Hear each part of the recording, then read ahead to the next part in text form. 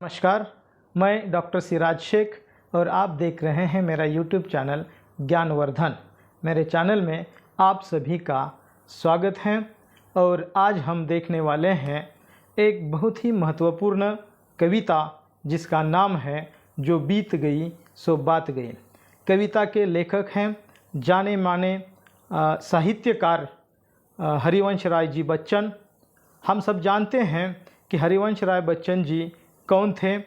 प्रसिद्ध अभिनेता जिन्होंने हिंदी का परचम पूरे विश्व में लहराया, वे अमिताभ बच्चन जी, इनके पिता स्वर्गीय हरिवंश राय बच्चन जी हैं।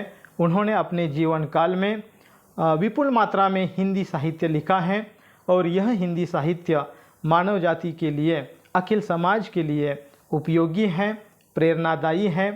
उनकी यह जो कविता है जो बीत गई सो बात गई, यह एक तरह से मोटिवेशनल कविता है, हमें स्फूर्ति देती है जीने के लिए। भूली बिसरी हमारी जो ज़िंदगी है, उस ज़िंदगी को भूलकर हमें आगे चलने की सीख देती हैं, कुछ करने की सीख देती हैं। जीवन की यथार्थता जो है उस यथार्थता से हमें इंगित करती हैं। इस तरह की यह कविता हम सब के लिए प्रेरणादायी है। आज हम देखेंगे कविता जो बीत गई सो बात गई। इस कविता को देखने से पहले हमें इस कविता के कवि हरिवंश राय जी बच्चन जी का परिचय प्राप्त करना आवश्यक है। इसलिए यहाँ पर हम संक्षेप में कवि का परिचय प्राप्त करने का प्रयास करेंगे। कवि का परिचय हम यहाँ पर प्राप्त कर रहे हैं। हरिवंश राय बच्चन जी का जन्म 27 नवंबर 1907 को प्रयाग में एक कायस्थ परिवार में हुआ था। हरिवंश राय बच्चन जी के पूर्वज मूल रूप से अमोढ़ा उत्तर प्रदेश के निवासी थे। एक कायस्थ परिवार था। कुछ कायस्थ परिवार इस स्थान को छोड़कर प्रयाग जा बसे थे। इनके पिता का नाम प्रताप नारायण श्रीवास्तव तथा माता का नाम सरस्वती देवी था। बाल्यकाल में इन्हें बच्चन कहा जाता था। शाब्दिक अर्थ है बच्चा या संतान होना। बाद में इसी नाम से ये प्रसिद्ध हुए। उन्होंने उर्दू, हिंदी, अंग्रेजी तीनों भाषाओं की पढ़ाई की है। इलाहाबाद विश्वविद्यालय से अंग्रेजी में एमए किया। कैम्ब्रिज विश्वविद्यालय से अंग्रेजी साहित्य में उन्होंने पीएचडी की उपाधि प्राप्त की। 1926 में 19 वर्ष की अवस्था में उम्र में उनका विवाह श्यामा देवी से हुआ। 14 वर्ष की उस समय में वह थी। 1936 में टीबी के कारण श्यामा जी की मृत्यु हुई। इसके ऊपर भी उन्होंने एक लंबी कविता लिखी हुई है, वह विरह की कविता है।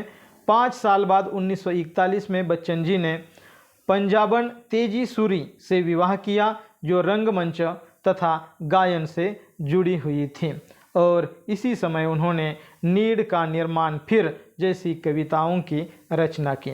हरिवंश राय बच्चन जी की कविताएं बेहद ही सुखद हैं, महत्वपूर्ण हैं और हमें कुछ कर दिखाने की प्रेरणा एवं प्रोत्साहन देती रहती हैं। हम देखेंगे उनके कविता संग्रह, काव्य संग्रह उन्होंने जो लिखे हैं उनका परिचय। आकुल अंतर, आत्म परिचय, आरती और अंगारे, उभरते प्रतिमानों के रूप, एकांत संगीत, कटती प्रतिमाओं की आवाज़, खादी के फूल, 4 खेमे, 64 खूंटे, जाल समेटा, 13 हार, त्रिभंगिमा, 2 चट्टाने, प्रणय पत्रिका, बंगाल का काल, बहुत दिन बीते, बुद्ध और नाचघर, मधुकलश, मधुबाला, मधुशाला, मिलन यामिनी, सतरंगिनी, सूत की माला, हलाहल आदि उनके प्रसिद्ध काव्य संग्रह हमें दिखाई देते हैं। उन्होंने प्रमुख आत्मकथाओं का जो निर्माण किया है वे हैं क्या भूलूं क्या याद करूं। दूसरी आत्मकथा है नीड़ का निर्माण फिर। तीसरी आत्मकथा है बसेरे से दूर और चौथी आत्मकथा है दश द्वार से सोपान तक। यह उनकी प्रसिद्ध 4 आत्मकथा ये हैं और इसमें उन्होंने अपने पूरे जीवन को उल्लिखित किया है, अधोरेखित किया है। उनकी प्रवास की डायरी यह भी एक रचना प्रसिद्ध है। उनकी अन्य रचनाओं के अंतर्गत हम देखते हैं अभिनव सोपान, आज के लोकप्रिय हिंदी कवि सुमित्रानंदन पंत, आधुनिक कवि उमर खयाम की रुबाइयाँ, ओथेलो, कवियों में सौम्य संत पंत, किंग लियर, खयाम की मधुशाला, 64 रूसी कविताएं। इस तरह से उन्होंने समीक्षात्मक लेखन किया है, कवियों को उजागर करने का प्रयास किया है। हिंदी के साथ साथ अंग्रेजी के जो कवि हैं उन कवियों को भी हिंदी के माध्यम से उन्होंने पूरे भारतवर्ष में उनका परिचय, उनकी कविताओं का परिचय देने का प्रयास किया है। आपका कार्य बहुत ही विपुल है, महत्वपूर्ण है, इसलिए आपको कई सम्मानों से पुरस्कृत किया जा चुका है। साहित्य अकादमी का पुरस्कार उनकी कविता दो चट्टानें के लिए उन्हें प्राप्त हो चुका है। सोवियत लैंड नेहरू पुरस्कार उनको मिल चुका है, कमल पुरस्कार उन्हें मिला है, सरस्वती सम्मान मिला है, पद्म भूषण यह सम्मान मिला है और भारत सरकार ने 2000 ईस्वी उनके सम्मान में 5 रुपये के मूल्य का डाक टिकट भी जारी किया है। इतने बड़े ये कवि हैं। इस कवि का हमारे समाज के लिए उनकी कविता का महत्वपूर्ण स्थान है, उपयोग है और समाज के लिए यह कविता उपयोगी है। आइए देखते हैं आज की यह महत्वपूर्ण कविता जो मोटिवेशनल है, जिसका नाम है जो बीत गई सो बात गई। कविता के शीर्षक ही हमें बहुत कुछ सिखाता है कि हमें जो कुछ हम पर बीती है, आप बीती हैं, उसे भूलना चाहिए, उसे छोड़ देना चाहिए। कब तक हम उसको साथ में लेकर चलेंगे और साथ में लेकर के जो हम डिप्रेशन में जाते हैं, मानसिक अवस्था हमारी खराब होती है, वह अगर होगी तो हम प्रगति कैसे करेंगे, हमारे जीवन के उद्देश्य को हम सफल कैसे करेंगे।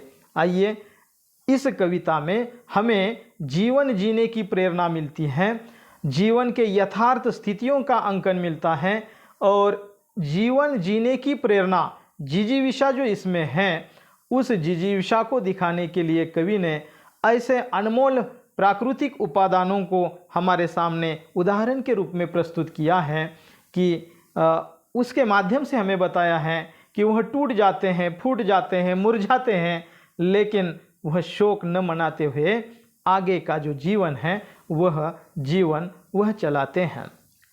कविता को हम पढ़ते हैं। जीवन में एक सितारा था, माना यह बेहद प्यारा था। जीवन में एक सितारा था, माना यह बेहद प्यारा था। यह डूब गया तो डूब गया।